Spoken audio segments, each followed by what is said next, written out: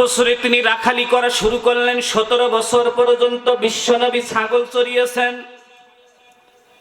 18 বছর থেকে 25 বছর পর্যন্ত আমার নবী আম্মাজান খাদিজাতুল কুবরার পরিচালক ছিলেন, কর্মচারী ছিলেন। 25 বছর বয়সে বিশ্বনবী খাদিজাকে বিয়ে করেন। 40 বছর অল্প কয়েকদিন পর নবীজি নবী হলেন। আনুষ্ঠানিকভাবে নবুয়ত দেওয়া হলো তাকে। 40-এর আগেও তিনি নবী ছিলেন, কিন্তু অফিসিয়াল নবী না।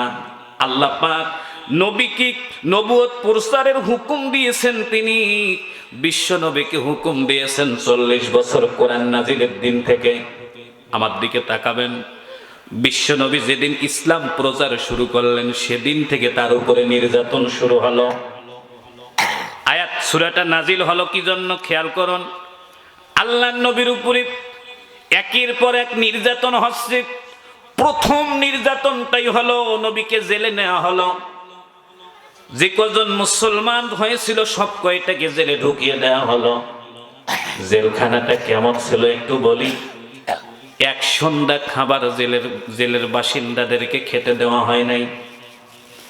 একটানা 7টা মাস নবী এবং সাহাবায়ে কেরাম গাছের পাতা খেয়ে বেঁচেছিলেন। মুসলিম, তিরমিজি, আবু দাউদ, বুখারীর হাদিস। সাহাবায়ে কেরাম গাছের পাতা খেয়ে ছাগলের নাদির মতো পায়খানা করতেন। আমার নবীজি কাঁদতেন, সাহাবায়ে কেরাম আল্লাহর নবীকে ডেকে বলতেন, হুজুর, যে মানুষগুলো আমাদেরকে একটু বৈধ খাবারও দিচ্ছে না, আপনি তাদের জন্য কি বদদোয়া করবেন না? আমার নবীজি জেলখানার কয়েদিদেরকে নিয়ে বিশ্ব নবী বলছেন, সাহাবীরা রে, বদদোয়া যদি করি ওরা তো ধ্বংস হয়ে যাবে, আসো আমরা একটু ওদের জন্য দোয়া করি। জেলের ভিতরে আমার নবীজি আল্লাহর পয়গাম্বার জেলের ভিতরে দুটো হাত তুলে দোয়া করতেন, আল্লাহুম্মা হাদি কওমি ফাইন্নাহুম লা ইয়ালামুন। আয় আল্লাহ তাআলা, আমি তোমার দরবারে দোয়া করছি, যারা আমাকে গাছের পাতা খাইতে বাধ্য করেছে, যে মানুষগুলো আমাকে এক মুঠি ভাত খেতেও দেয় নাই, আয় আল্লাহ তাআলা, যাদের জন্য আমার সাহাবীরা পশুর মতো করে গাছে উঠে পাতা চিবিয়ে চিবিয়ে খেয়েছে, রব্বে কারীম, আমি তাদের জন্য দোয়া করছি, আল্লাহ তুমি তাদেরকে হেদায়েত দাও। আল্লাহ হেদায়েত দিবে এই জন্য, কারণ ওরা জানে না যে আমি আল্লাহর পয়গাম্বার। আল্লাহ গো, ওরা যেদিন জানবে আমি পয়গাম্বার, ওরা আর আমাদেরকে কষ্ট দিতে পারবে না। আল্লাহ মেহেরবানি করে তুমি ওদেরকে মাফ করে দাও। মেহেরবানি করে জোরে জোরে বলা লাগবে আল্লাহু আকবার। ইসলামটা কোন জায়গায় গিয়ে দাঁড়িয়েছে একবার খেয়াল করুন। আমরা কথায় কথায় দলিল দেই, নবী এই করছে ওই করছে। আমার নবী যে কাফের মুশরিকদের জন্য বদদোয়া করে নাই, এই দলিলটা দেই না। কিন্তু বর্তমান সময় কোনো মানুষ যদি ইসলামের বিরুদ্ধে কিংবা কোনো একটা কারণে কোনো একটা দলের দিকে ঝুঁকে যায়, আমরা কত কথা বলি, কত ভৎসনা করি, কিন্তু আমার কাছে যেটা মনে হয়, আমরা যদি পরস্পরকে ইসলাম বিরোধী কিংবা ইসলাম যারা মানে না কমবজে এদেরকে গালি না দিয়ে আমার নবীজির আদর্শটা বাস্তবায়ন করতে পারতাম, ওদেরকে ক্ষমা করে দিতে পারতাম, বুকটা আমি হাতটা মেলে দিয়ে বুকে নিতে পারতাম, আল্লাহর কসম করে বলছি, ওই মানুষগুলো আমাদের ইসলামের পক্ষে চলে আসতো। কথা বলেন না কেন? কিন্তু আমরা কি করি, একটুতেই একটা মানুষ একটা ভুল করছে, বাস তার উপরে আক্রমণ করে বসি, মুনাফিক, কাফের, জালেম। কথা বলেন না কেন? একটু জোরে বলেন। আমাদের মানসিকতা আর নবীজির মানসিকতা কি এক ছিল? আর একটু জোরে বলেন, এক ছিল? আল্লাহর নবী পথ চলতেন, কাফির মুশরিকরা নবীজির পায়ের নিচে খেজুরের কাঁটা ঢুকায় দিতেন। আমার নবীজি কাবাতুল মুকাররমায় গেছে কোরআন তেলাওয়াতের জন্য।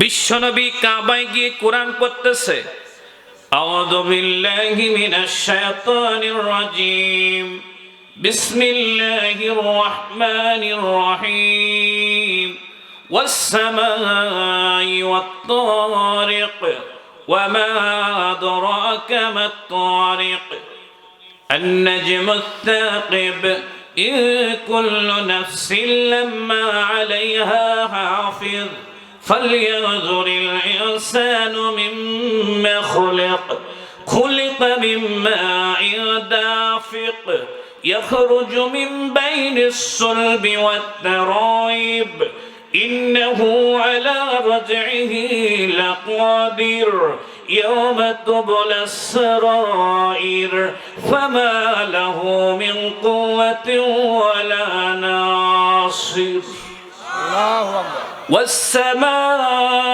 ذات الرجع والأرض ذات الصدع إنه لقول فصل وما هو بالهزل إنهم يكيدون كيدا وأكيد كيدا فمهل الكافرين أمهلهم رويدا একটু জোরে বলেন না আল্লাহু আকবার আর একটু জোরে বলেন না আল্লাহু আকবার আপনাদের কি কষ্ট হয় তাহলে আল্লাহু আকবার বলেন না কেন একবার আল্লাহু আকবার বললে তো হার্ট ভালো থাকে হায়াত লম্বা হয় জীবন সুস্থ হয় নেকি হয় আসমান জমিনে যত ফাঁকা জায়গা সবটাই নেকি দিয়ে ভর্তি হয়ে যায় একটু জোরে বলেন না আল্লাহু আকবার এখনো বুঝি না যারা দাঁড়ায় আছে ওনারা কারা কিন্তু কিছু হিন্দুও মনে হয় ওয়াজ শুনতে আসছে নাকি মুসলমান হলে তো ওনারা বসবে আমার কেমন জানি মনে হয় এই যে বসে শুরু করছে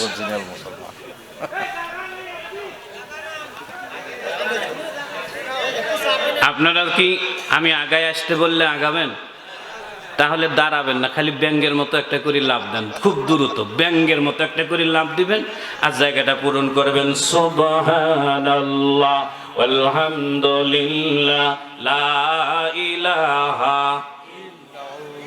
জোরে লা ইলাহা যারা নড়বে না পিছনের জন ঠেলা দেন লা ইলাহা এই বুড়া মানুষকে ঠেলিও না লা ইলাহা সুবহানাল্লাহ আলহামদুলিল্লাহ লা ইলাহা আল্লাহ যারা নড়বে না ওরা যেন জীবনও নড়াচড়া করতে না পারে ওখানে বসায় রাখিও লা ইলাহা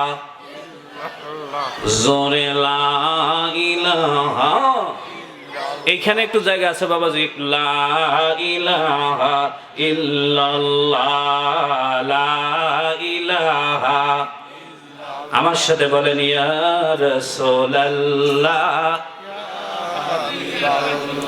ইয়া রাসূলুল্লাহ ইয়া হাবিবাল্লাহ ইয়া রাসূলুল্লাহ ইয়া হাবিবাল্লাহ পাই যদি নবী গো আপনার দিদার মৌতের যাতনা থাকবে না আমার